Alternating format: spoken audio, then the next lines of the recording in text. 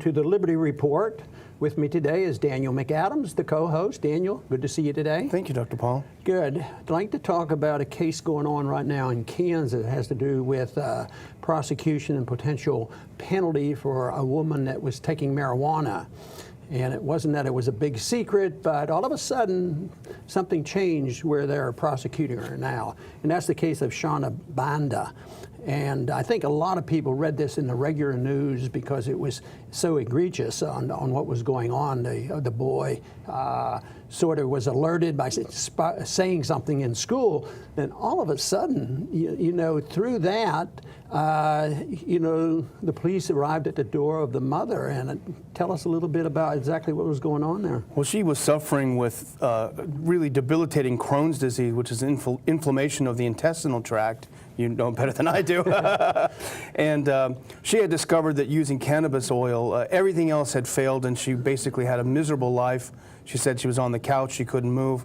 She discovered that cannabis oil was a miracle cure for her predicament, and she was able to live a normal life. As you say, she wasn't hiding it. She even wrote a book about it and made a video back in 2010, so it was no secret. But what happened is that her 11-year-old son was in school, and he was forced to sit through some of these drug education programs, and they started going on about how horrible marijuana was, and he had seen that his mother was cured, and so he spoke up and said, well, that's not exactly right. And that's when all heck broke loose. You know, what's interesting in this case is that when she moved to that town, Garden City in Kansas, she knew what the law was. And, you know, people's attitudes have softened. The states are changing the law, and she figured, I'll just be up front. So she went to the police, showed them their book, and she says, I'm that person. And nothing happened. They didn't do anything. It just seemed like it was a non-issue. But it seems to me like the real instigators of this case was Child Protective Services, which is an organization that I'm not too fond of. You know, right now, one of the big things about drug laws and tax laws and other things is asset forfeiture. You know, if a crime is committed, it's the property, and they take it, and they don't have to justify it or reimburse. It's a takings that is a vicious taking. But this is sort of a takings because CPS went there, and there was question about the search warrant, but they end up putting the child, the 11-year-old, under state supervision and took the jurisdiction away from the mother. So I'm not too keen on how the Child Protective Service works. In this case, it's very serious because she could end up, you know, the worst, which everybody prays that doesn't happen because we'd like to get rid of these laws. She could end up in prison for 34 years. And nobody's predicting this, but it's something that they have to contend with, how serious it is. Well, you know, the prosecutors pride themselves on getting the maximum penalty for these things, and they often don't seem to want to punish the crime, but to set an example for others, so they may well push for the absolute maximum. Yeah, and it's weird that the police didn't prosecute her, and she told her they were there, but now that it's out in the open, the prosecutors, and they do it with a vengeance. And it seems like to be a good prosecutor, you almost have to be somebody without a conscience. The law is the law, you know, this sort of thing. So the question, it comes up, what course is left? I mean, some laws are getting changes, and I'm very optimistic about getting rid of these laws, but sometimes it's too slow, and half the states haven't changed their law, and this is why even in our introduction we talked about you know, nullification.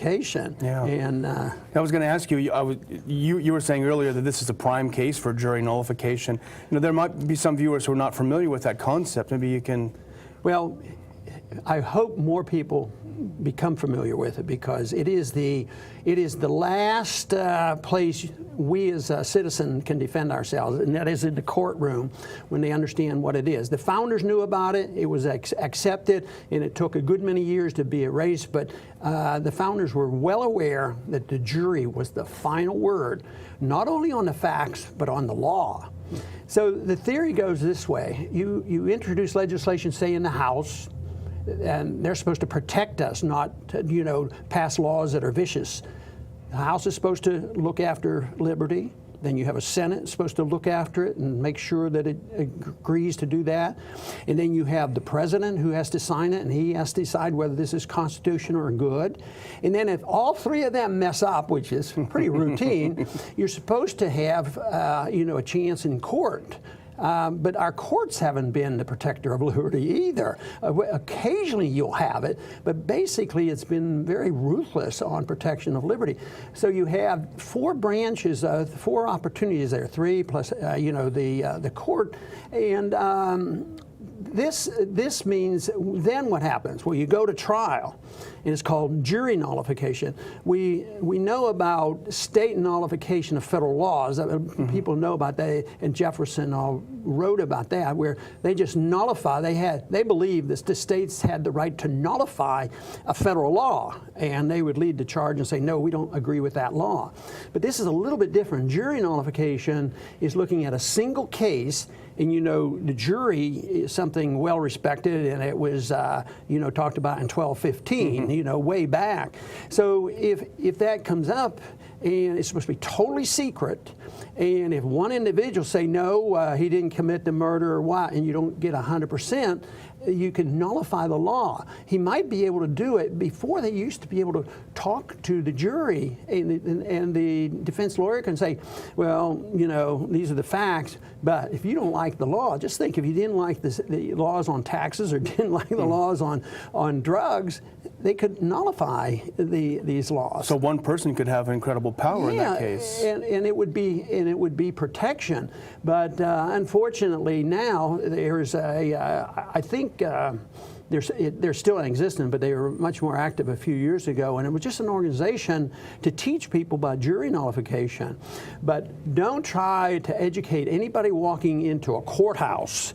If you're out on the street, you have lost your right of free speech. Because if you hand out a paper explaining what jury nullification is to anybody, or if it happens to be a juror, you're jury tempering by telling them the truth of what you can do, because right now you're prohibited from it, and you're in serious trouble. I don't defense lawyers ever bring this up, but if the people knew about that, technically, there's no way they can stop it. Even though I've heard of some cases where judges have heard rumors that something happened there and there was somebody misleading the jury, and they step in.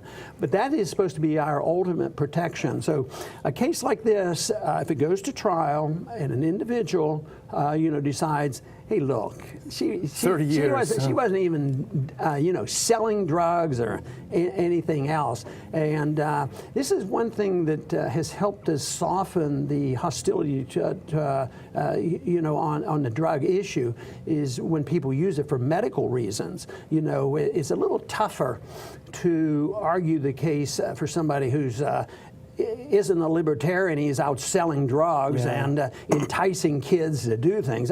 That's quite a bit different. But under these conditions, I think it's great. But there's another thing that I might ask you about, is how do you see this whole drug issue as far as responsibility goes? I mean, who's supposed to be responsible, and how does this interfere with responsibility?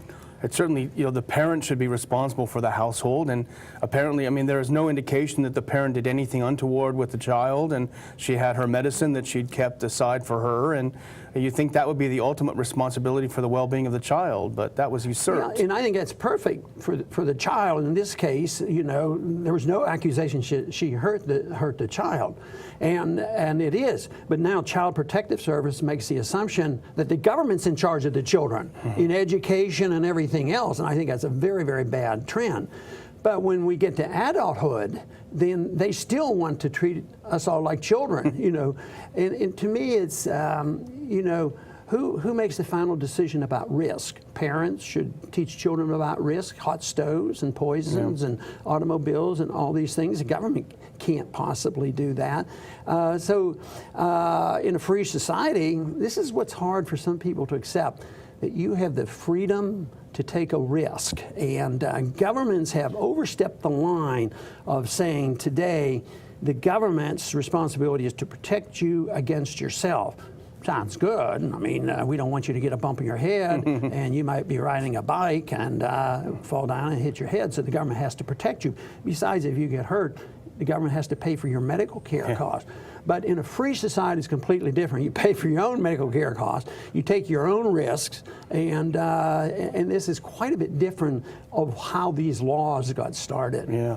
You know, the other thing this makes the case for, and it's certainly not appropriate for everyone, but it certainly makes the case for homeschooling. The thing that struck me the most is you send your child off to school, and the state is there listening to everything they say to see if they can get something on the parents. It reminds you of something in a totalitarian society. So. Yeah, and because immediately the child was taken out of the room, rushed to the principal, and Child Protective Service was called, and within probably hours they were on the doorstep. Talk about child abuse. Can you imagine how that poor child felt? He just felt he was telling the truth.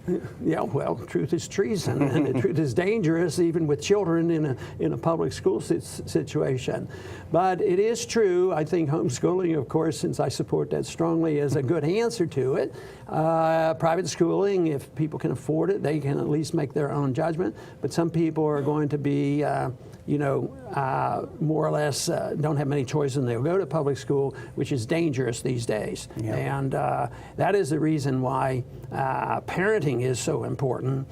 But that is where there's a problem, which all the laws in the world won't change, and because that becomes a personal moral issue on how families stay together. And the statistics are overwhelming on how well children do in school or socially and everything else, on whether or not there's parents, available to them. And unfortunately, I think it's something like a third of our households now only have a single parent. It doesn't mean the end of the situation. It doesn't make it impossible, because even then, if there's one parent really very concerned about taking care of that child, they can overcome the obstacles. But statistically, it's a lot tougher, and so it's a complex issue. But I'm still absolutely convinced that the solutions will be with less government, less laws. Besides, this is the federal government, being involved with these laws. When they shouldn't even be involved. Where is it in the Constitution that they're going to tell us about what our kids can do or what a person can do for their own body, taking something that grows naturally and finds out that it's the best medication they could take? I mean, that is not a federal function. So anyway, I'd like to thank everybody for tuning in today to the Liberty Report, and please come back soon.